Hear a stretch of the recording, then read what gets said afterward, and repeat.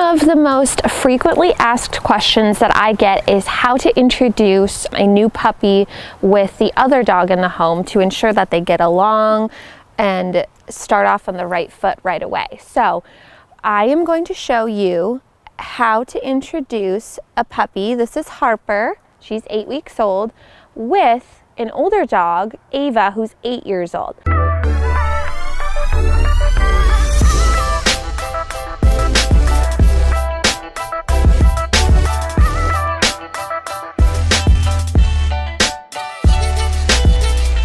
Now the other thing with Ava is that she hasn't been great with other dogs, so we have to make sure that we do this really cautiously and slowly. So that they can get along right away. The number one thing is that we want to make sure that Ava, the older dog, is not too stressed. And actually, when you're introducing two dogs, the biggest thing that you're going to want to do is take the focus off of each other. The more that you can shift their focus off of the other dog, the better, because if mentally the dog is just focused on the other dog, they're a lot further from self-control. So as long as you have a dog's focus, I always say you can get them to do anything and you can prevent them from doing anything.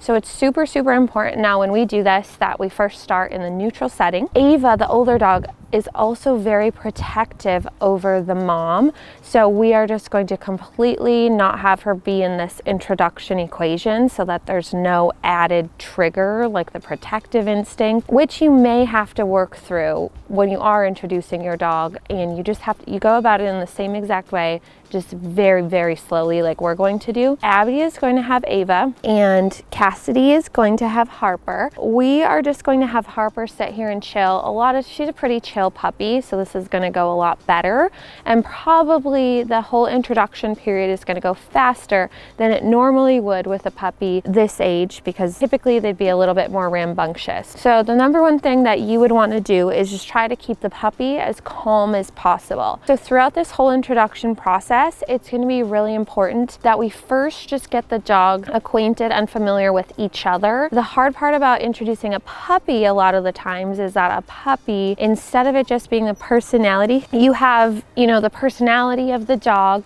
but you also have the craziness of a puppy. So that all at once is typically too much for another dog. We are going to try to break it down variable by variable and just get them familiar with each other. And then the next variable would be getting them familiar with each other in the house, trying to keep the puppy as calm as possible. And we want Ava's focus off the puppy. I cannot stress that enough because so many people do not understand that part of it. They're like, why would I want her to not look at the puppy like when we're trying to get them to get along? But again, if a dog is zoned in on something, she's in her own world. So one quick movement from the puppy, if Ava is just completely zoned in on the puppy, that kind of she's not okay with or feels threatened, could lead her to the growling or napping. So especially with her background of not being very well socialized with other dogs, not getting along with other dogs, we want to make sure that this goes as smooth as possible. Okay, so step one is to find a neutral setting, neutral enough that's not just like right inside the house. So right now we're just in a little cul-de-sac in the neighborhood. Depending on the dog, may not be neutral enough. Ava has an autoimmune disease, so she can't go places where a lot of dogs have been, and obviously the puppy isn't vaccinated either. This is going to be neutral enough. Again, this always really varies on the dog. If you have a dog that's very protective of the house, very territorial,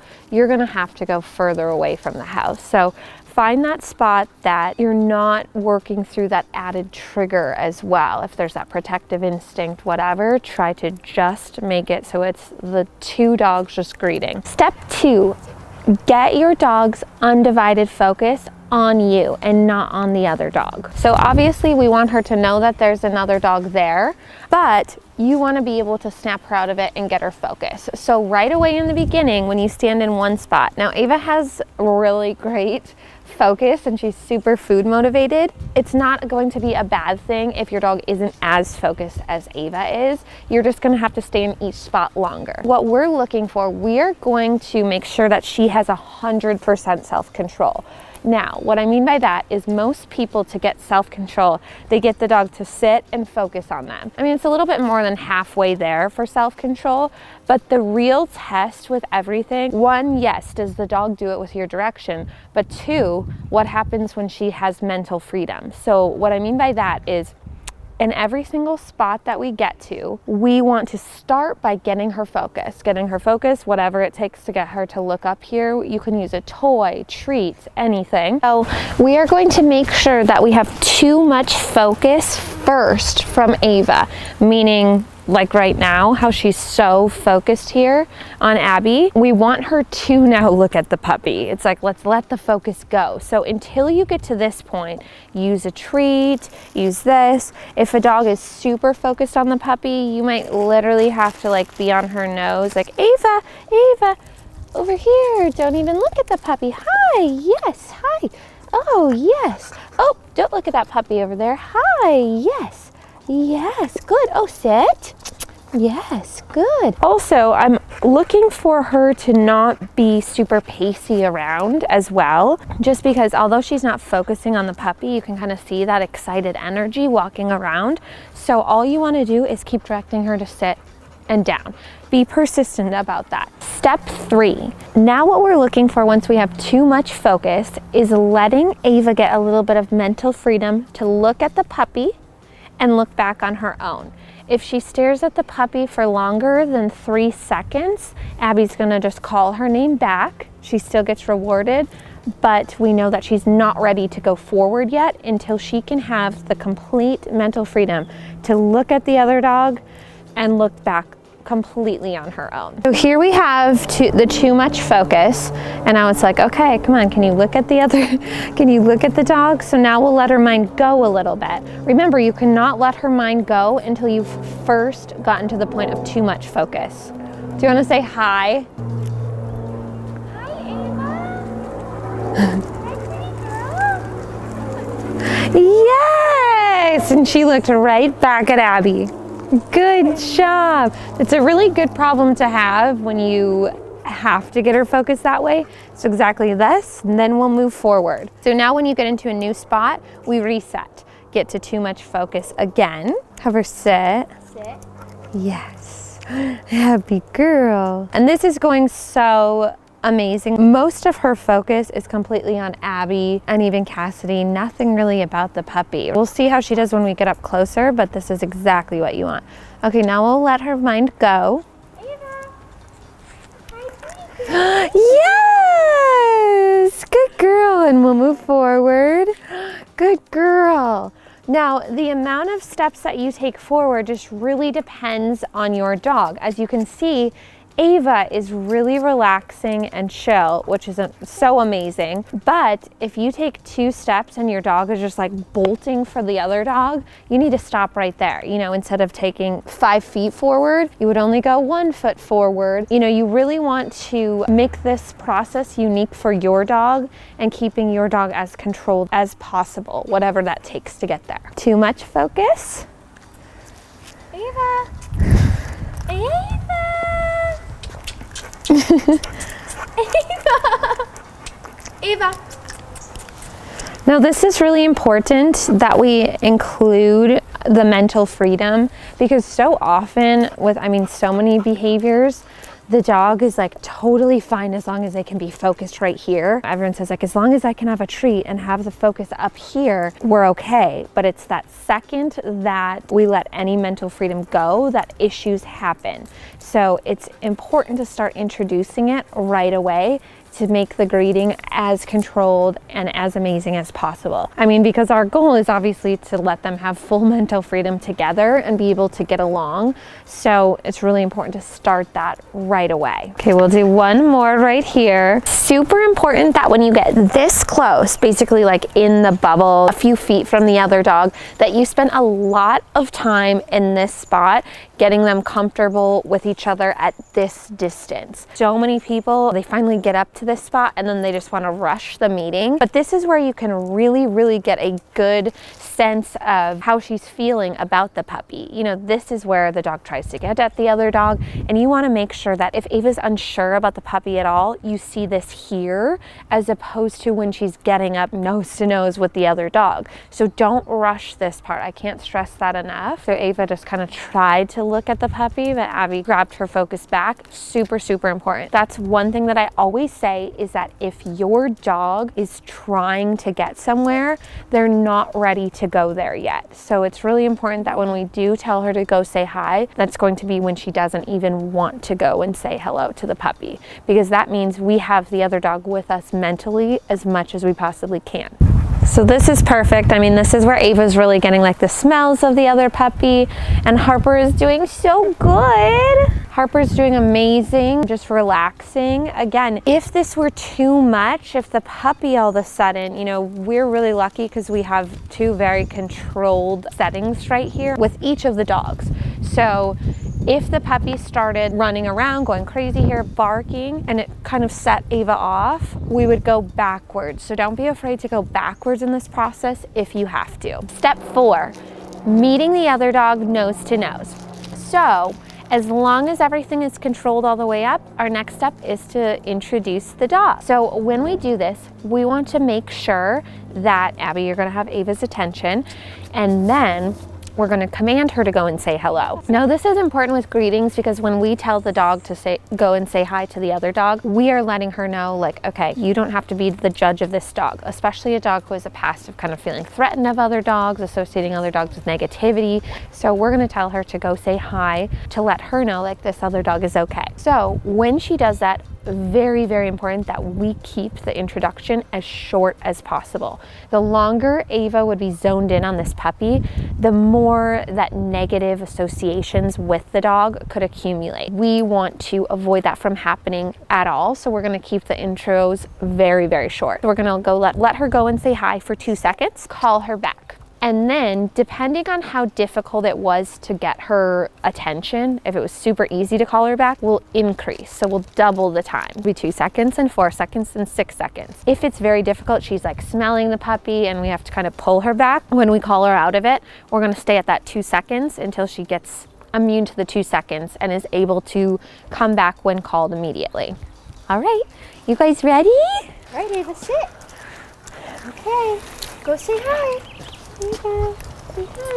And then praise her for looking back at you. I could kind of see with her body language to the side eye contact, she was like a little bit not sure about the puppy. So anytime she's not sure and comes back to you, praise her for that. I know it seems counterintuitive because you're like, oh, I want her to be focused on the puppy. I want her to be there. Just keep her comfortable looking at you, because one of the #1 things that we want Ava to always know is if you feel uncomfortable about Harper, look to me instead of taking it out on Harper. So we're going to do that again. There we go. Yes. Hey. Good, Ava. Good girl. Good job, and good job, Miss Harper. Good job. That was so good, Ava. And you can tell that Ava isn't entirely comfortable. She's kind of backing away a little bit, but that's what you want instead of her, you know, taking out anything on the dog. Like, imagine if she saw the dog and we just let her walk all the way up to the dog.